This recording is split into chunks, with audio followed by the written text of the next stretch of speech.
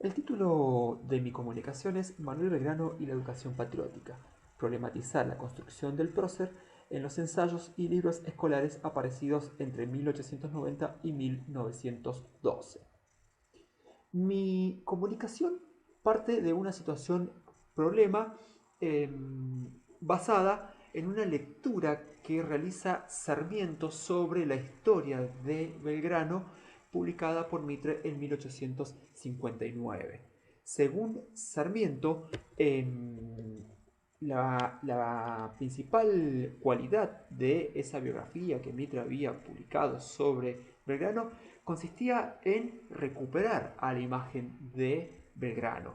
¿En qué sentido? En que, según lo que relata Sarmiento, para entonces la imagen, la figura de Belgrano había sido olvidada. Era un personaje histórico que no estaba dentro del incipiente panteón nacional.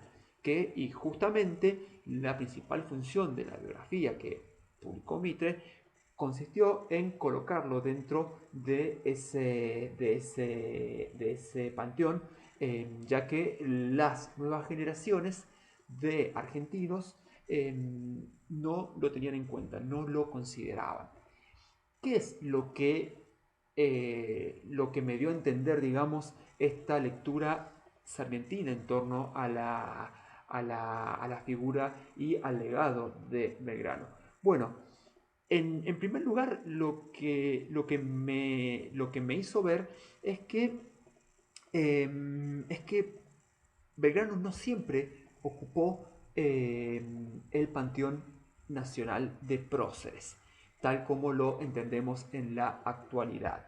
Es decir, hoy en día, junto a San Martín, Belgrano es una de las principales figuras de la historia argentina. Pero, en base a la lectura de Sarmiento, lo que yo advierto es que esto no siempre fue así.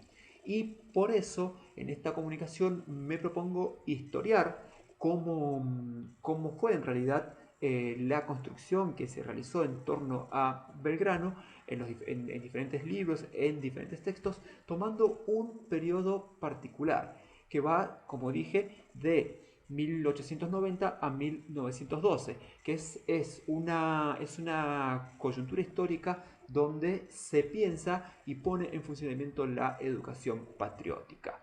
¿En qué consistió esta educación patriótica? Bueno, tomando en consideración que estamos hablando de una coyuntura donde el masivo arribo de inmigrantes a la Argentina de fines del siglo XIX y comienzos del XX generó una sociedad donde surgieron nuevas prácticas políticas, culturales, etcétera. Y entre las diferentes prácticas estaba lo que es el surgimiento del movimiento obrero. Movimiento obrero muy influenciado, como todos sabemos, por el pensamiento anarquista y el pensamiento sindicalista principalmente que traían los inmigrantes. La élite dirigente entendió que esas influencias eran los principales motivos, los principales causantes de las problemáticas sociales que se estaban vivenciando por entonces. Y para contrarrestar esa influencia de los malos inmigrantes que habían llegado a la Argentina y habían traído prácticas que habían corrompido a la sociedad argentina, entonces la mejor manera de combatir a esa influencia externa era mediante la educación y particularmente mediante la educación patriótica. ¿Qué era esta educación patriótica? Bueno, fue un conjunto de reformas donde lo que se buscaba era establecer una determinada moral por la que debían regirse los argentinos, los buenos argentinos. ¿En qué sentido? Bueno, mediante actos escolares, por ejemplo, se empezó a recrear lo que era la historia argentina y lo que era el panteón de los principales próceres del país. Y otro de los recursos implementados fue mediante la publicación de diferentes ensayos, diferentes textos, diferentes libros escolares donde se apuntaba a mostrar mediante ejemplos tomados de la historia, ya sea que podía ser un determinado caso, una determinada situación histórica o un determinado prócer, para mostrar justamente cómo tenían que comportarse los buenos argentinos. Bueno, de esa literatura que surge para diagramar la moral de los argentinos para la educación patriótica, aparecen justamente las fuentes que yo implemento en mi trabajo, que son algunos ensayos y libros escolares. Y lo que busco indagar, lo que busco mostrar es cómo fue pensada la figura de Belgrano dentro de estas fuentes para ser utilizado como ejemplo de patriota para los jóvenes lectores. Y justamente en base a esto ver qué rol cumplía Belgrano dentro del panteón nacional.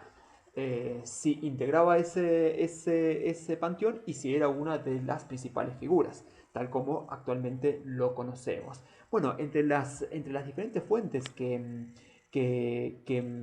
consulté, aparecen, por ejemplo, el libro Lecturas Geográficas históricas de 1897 y el ensayo de Joaquín González Patria, publicado en 1900, donde lo que se va a recuperar de Belgrano es su faceta de militar. Bueno, ¿por qué su faceta de militar? Porque justamente es un periodo donde está latente la posible guerra con Chile por cuestiones limítrofes. Entonces se hacen, digamos, usos castrenses de Belgrano para resaltar lo que es, digamos, el buen patriota es aquel que sale en defensa de su